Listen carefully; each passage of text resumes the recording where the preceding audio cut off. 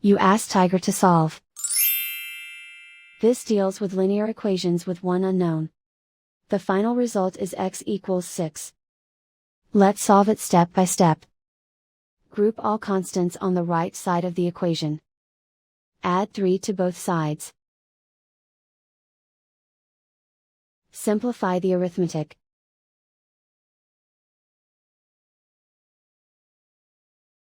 Isolate the x. Divide both sides by 2. Simplify the fraction.